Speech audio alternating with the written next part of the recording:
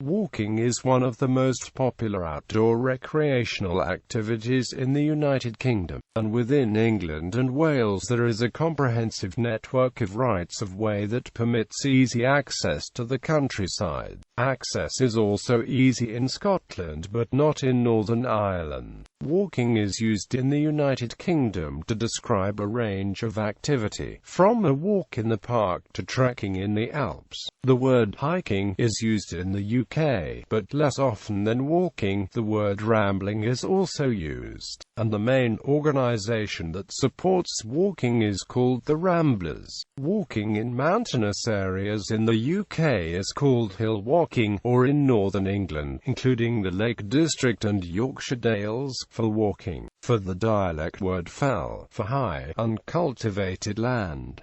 Mountain walking can sometimes involve scrambling. History. The idea of undertaking a walk through the countryside for pleasure developed in the 18th century, and arose because of changing attitudes to the landscape and nature associated with the Romantic movement. In earlier times, walking generally indicated poverty and was also associated with vagrancy. Thomas West, an English priest, popularized the idea of walking for pleasure in his Guide to the Lake District of 1778. In the introduction he wrote that he aimed to encourage the taste of visiting the lakes by furnishing the traveler with a guide, and for that purpose, the writer has here collected and laid before him all the select stations and points of view noticed by those authors who have last made the tour of the lakes, verified by his own repeated observations. To this end he included various stations or viewpoints around the lakes, from which tourists would be encouraged to appreciate the views in terms of their aesthetic qualities. Published in 1778, the book was a major success.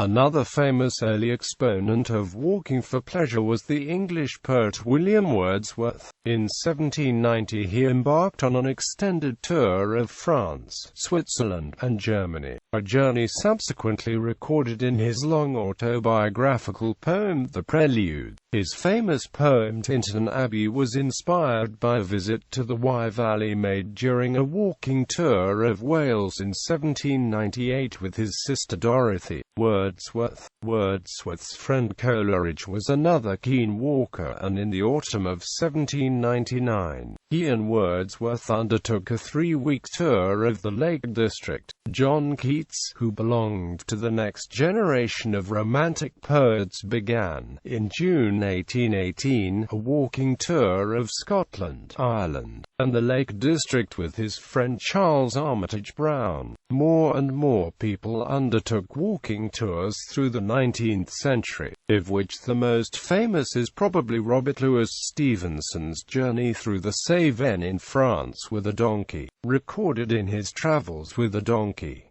Stevenson also published in 1876 his famous essay, Walking Tours. The subgenre of travel writing produced many classics in the subsequent 20th century. An early American example of a book that describes an extended walking tour is naturalist John Muir's A 1,000-Mile Walk to the Gulf, a posthumous published account of a long botanizing walk undertaken in 1867. Due to industrialization in England, people began to migrate to the cities where living standards were often cramped and unsanitary. They would escape the confines of the city by rambling about in the countryside. However, the land in England, particularly around the urban areas of Manchester and Sheffield, was privately owned and trespass was illegal. Rambling clubs soon sprang up in the north and began politically campaigning for the legal right to roam. One of the first such clubs was Sunday Tramps, founded by Leslie White in 1879.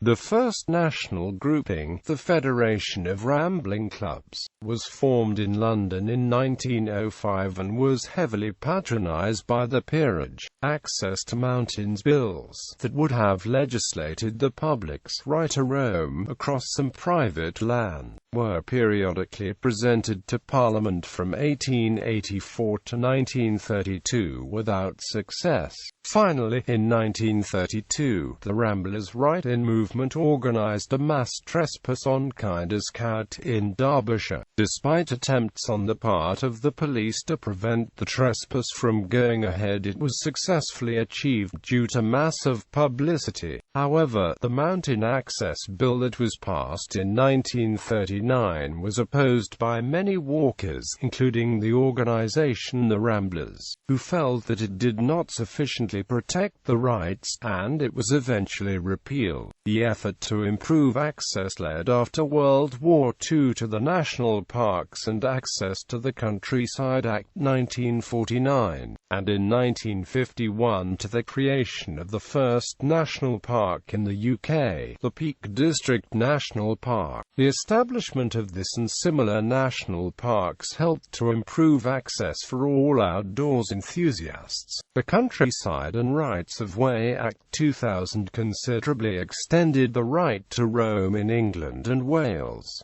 Walking tour. A walking tour is an extended walk in the countryside, undertaken by an individual or group for several days. Walking tours have their origin in the Romantic movement of the late 18th, early 19th century. It has some similarities with backpacking, trekking, and also tramping in New Zealand, though it need not take place in remote places. In the late 20th century, with proliferation of official and unofficial long-distance walking routes, walkers now are more likely to follow a long-distance way than to plan their own walking tour. Such tours are also organized by commercial companies and can have a professional guide or a self-guided. In these commercially organized tours, luggage is often transported between accommodation stops.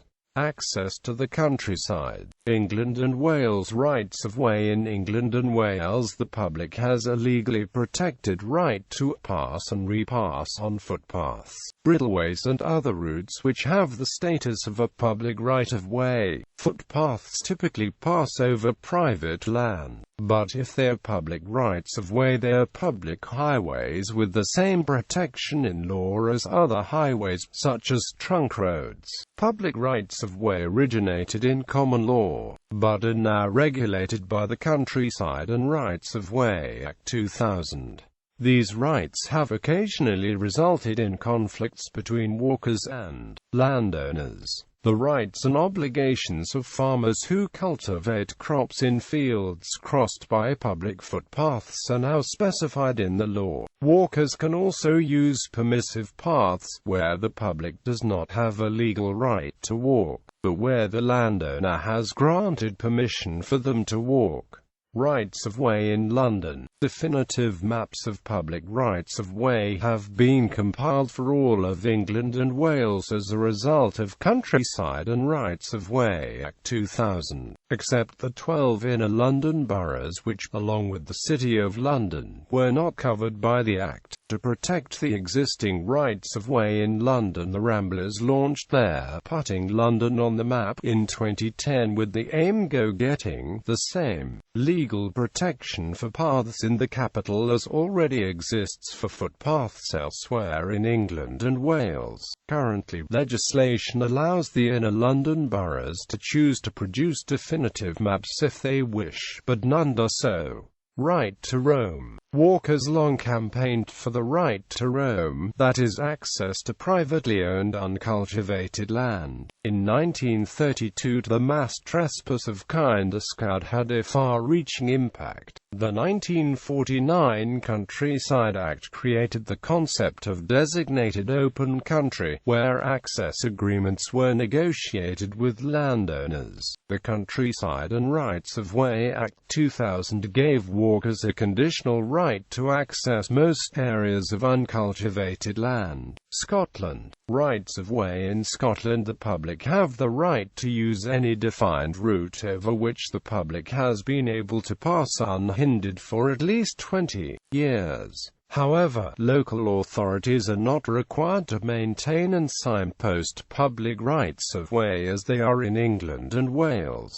Right to roam. In Scotland, the traditional presumption is of a right of access to the countryside, provided no damage is done to crops, livestock and hunting activities including deer stalking. The Land Reform Act 2003 formalised and extended this right by creating a general presumption of access to all land. Recent court cases have seen the rights that walkers seek to protect limited. The most noteworthy case, Angloag v Perth and Kinross Council and the Ramblers Association, saw an area around her home defined as the curtilage placed off limits to walkers. Northern Ireland has very few public rights of way, and access to land in Northern Ireland is more restricted than other parts of the UK, so that in many areas walkers can only enjoy the countryside because of the goodwill and tolerance of landowners. Permission has been obtained from all landowners across whose land the waymarked ways and Alps.The traverse. Much of Northern Ireland's public land is accessible, e.g., water service and forest service land, as is land owned and managed by organisations such as the National Trust and the Woodland Trust. Northern Ireland shares the same legal system as England, including concepts about the ownership of land and public rights of way, but it has its own court structure, system of precedents and specific access legislation. Long-distance footpaths. Long-distance paths are created by linking public footpaths, other rights of way, and sometimes permissive paths, to form a continuous walking route.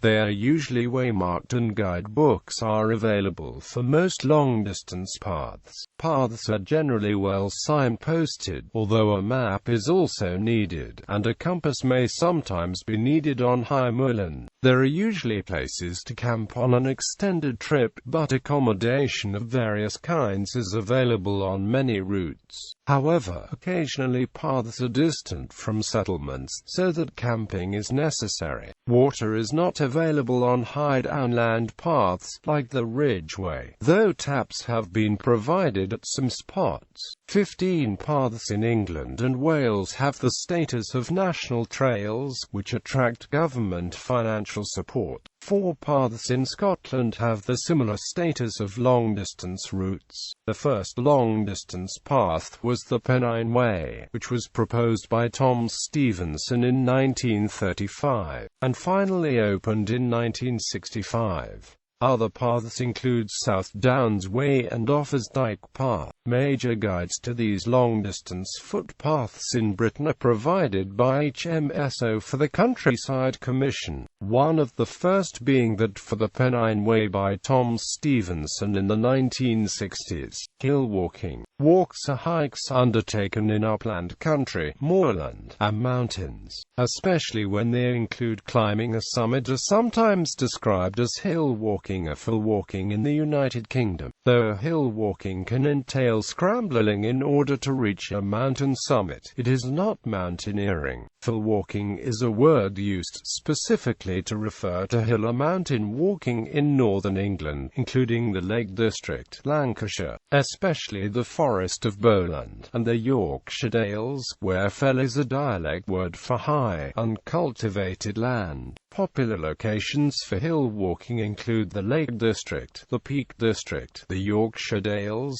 Snowdonia, the Brecon Beacons and Black Mountains, Wales, Dartmoor and the Scottish Highlands, including the Cairngorms, the largest national park in the UK. The mountains in Britain are modest in height, with Ben Nevis at 4,409 feet the highest, but the unpredictably wide range of weather conditions and often difficult terrain can make walking in many areas challenging.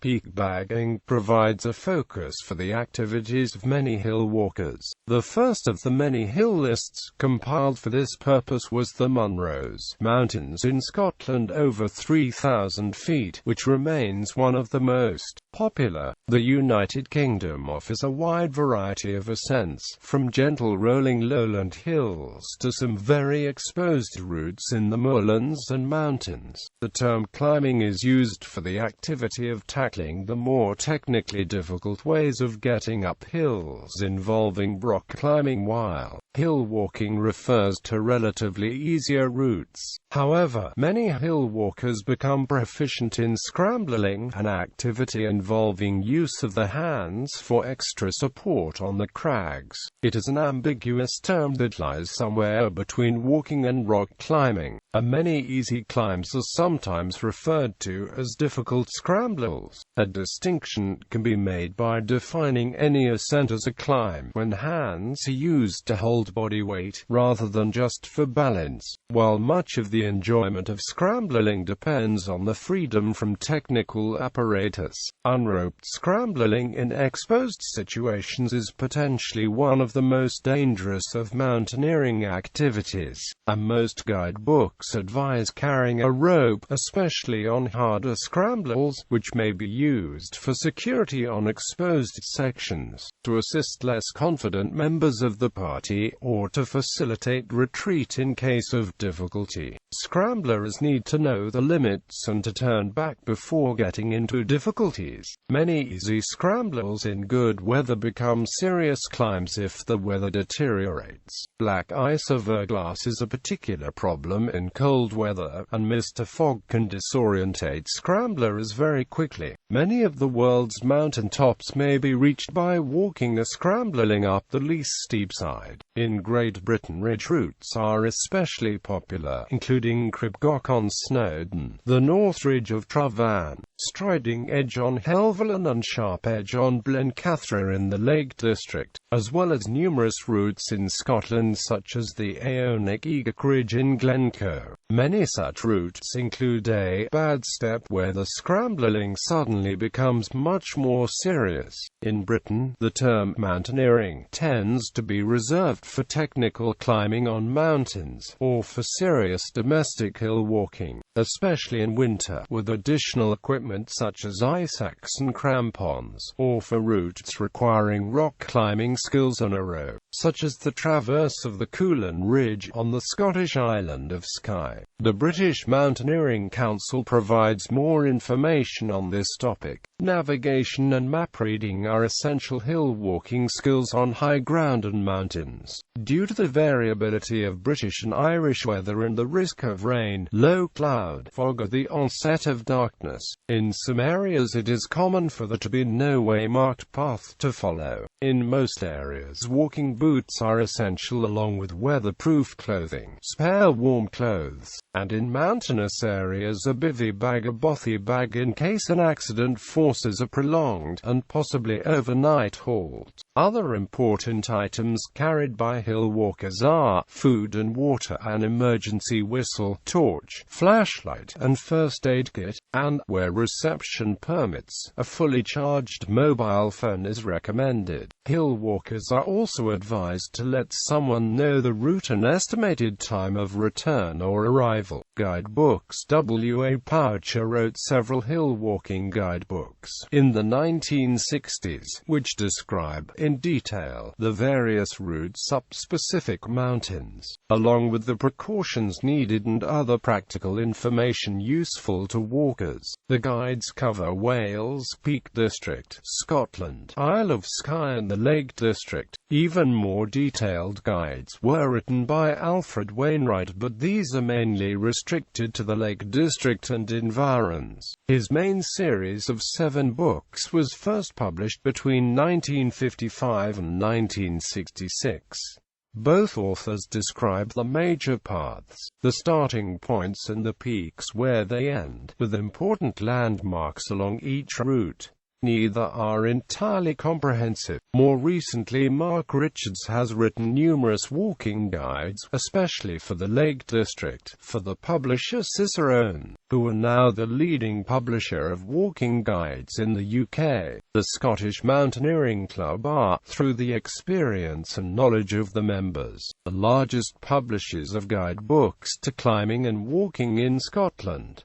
Walking in London. Walking is a popular recreational activity in London, despite traffic congestion. There are many areas that provide space for interesting walks, including commons, parks, canals, and disused railway tracks. This includes Wimbledon Common, Hampstead Heath, the H Royal Parks, Hampton Court Park, and Epping Forest. In recent years, access to canals and rivers, including the Regent's Canal and the River Thames, has been greatly improved, and as well a number of long-distance walking routes have been created that link green spaces. The following are some of long-distance routes in London. Capital Ring is 75 miles circular route with 15 sections and a radius of approximately 4 to 8 miles from Charing Cross, mostly through the inner outer London suburbs but also partly in inner London. The route forms a complete circuit crossing the River Thames twice and with a suggested starting point at Woolwich. London Outer Orbital Path, a 150-mile circular route with 24 sections mostly through outer London suburbs.